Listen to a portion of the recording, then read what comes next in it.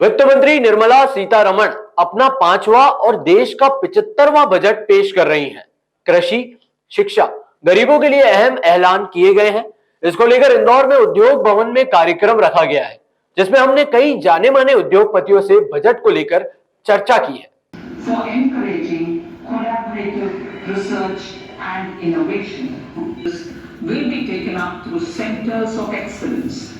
We shall also encourage the industry to invest in research and development in specific dedicated multidisciplinary courses for medical devices will be supported in existing institutions, medical technologies, high-end manufacturing and research.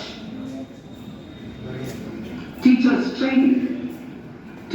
training will be re-envisioned, dipstick surveys and ICT implementation for this purpose. बहुत जिस प्रकार से अमृत काल चल रहा है, अमृत काल का पहला पड़ाव है। इस बजट के माध्यम से 10 लाख करोड़ के नए प्रस्ताव इंफ्रास्ट्रक्चर के लिए प्रस्ताव किए गए हैं, जिससे rail, road, airport, hospital, school इत्यादि उसमें 10 लाख करोड़ का निवेश होगा। भारत के हर तहसील स्तर तक 4 लेन सड़क पहुँचे, इसकी चिंता इस बजट में है। इसके अतिरिक्त 2 करोड़ 40 लाख रुपए का रेलवे में प्रपोजल किया गया है। रेलवे के नवीनीकरण के लिए जो प्रयास किए जा रहे हैं, हम समझते हैं कि बहुत तेज़ गति से वो पूर्ण होंगे। एमएसएमई इंडस्ट्रीज़ को बढ़ावा देने के लिए भी प्रयास किए गए हैं। जो गांव के छोटे छोटे आर्टिसन हैं, कलाकार हैं, उनको लेकर भी एक नई स्कीम चालू की गई है।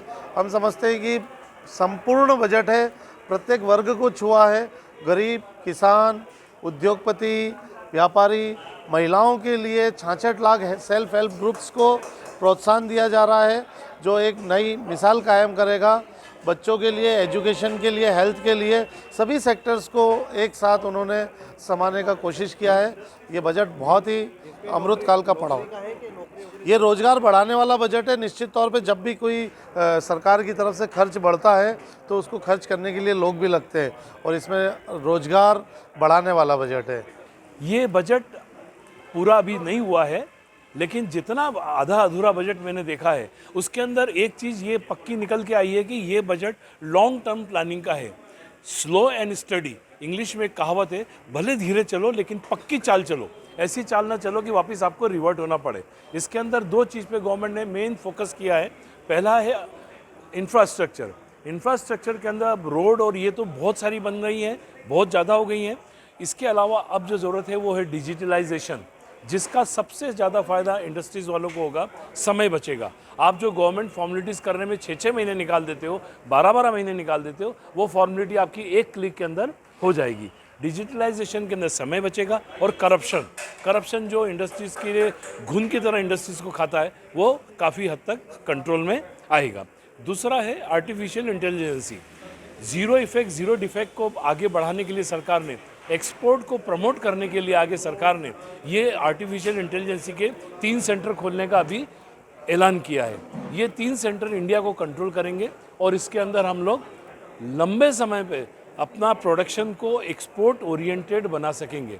आज पूरी तरह से ये कवायद चल रही है कि इंपोर्ट कैसे कम किया जाए, एक्सपोर्ट कैसे बढ़ाया जाए। आपने पिछली बार देखा होगा $450 बिलियन का एक्सपोर्ट, रिकॉर्ड तोड़ एक्सपोर्ट इंडिया ने करा है।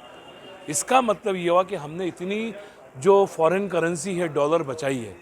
और कोई भी देश इकोनॉमिकल स्ट्रेंथ में तभी आता है जब उसके पास फॉरेन करेंसी का अथाह भंडार होता है, जो हमारे पास पिछले 20 साल में कभी भी नहीं रहा, वो अब हमारे पास हो गया है। तो इंडस्ट्रीज़ के लिए ये बजट बहुत ही सुखदायी है। फिर उसके अंदर एजुकेशन पे भी जोर दिया गया। पीएम जो योजना है मकानों की, उसके ऊपर भी जोर दिया गया। पर इंडस्ट्री पॉइंट ऑफ व्यू से ये 2 चीज़ें बहुत स्ट्रांगली प्लीड करती हैं। अभी जो बजट है, अभी तो जो है आधा अधूरा सुना है हम लोगों ने भी, अभी कुछ देरी हुई है।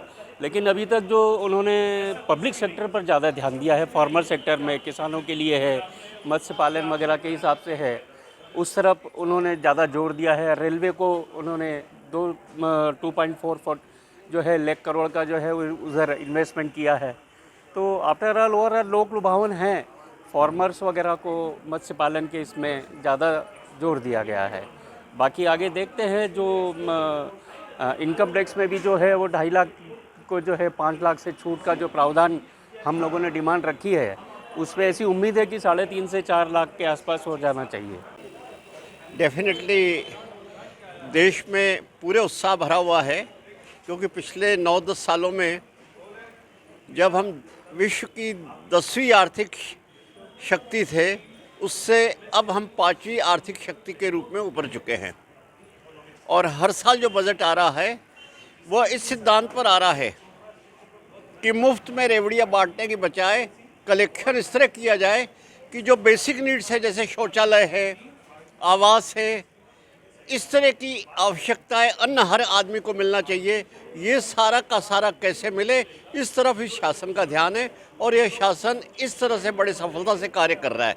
जैसे इस साल ही उन्होंने 66% जो इजाफा कर दिया है प्रधानमंत्री विकास मकानों के लिए जो योजना चल रही है उसके अंदर कर दिया है। इंफ्रास्ट्रक्चर में बहुत पैसा दिया है, रेलवे को बहुत पैसा दिया है। इस तरह से जो है हमें उम्मीद है इससे नए रोजगार उपस्थित होंगे, हमारा आयात जो चाइना से हो रहा है वो कम होगा और ये देश आर्थिक रूप से बहुत तेज़ी से आगे बढ़ सकेगा। हम सब लोग, व्यापारी वर्ग, उद्योग वर्ग इस बजट का स्वागत करते हैं।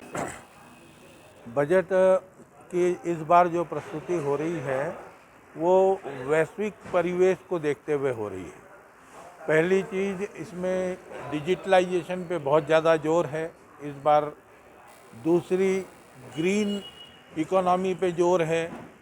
तीसरा, इंफ्रास्ट्रक्चर पर जोर है और कुछ सहानुभूति है एमएसएमई के साथ। जो छोटे उद्योग हैं उनके लिए ये कहा गया है कि कोविड काल में जो समस्याग्रस्त हुए हैं उद्योग, उनको सहायता दी जाएगी। दूसरी जो महत्वपूर्ण बात है वो है एमनेस्टी की।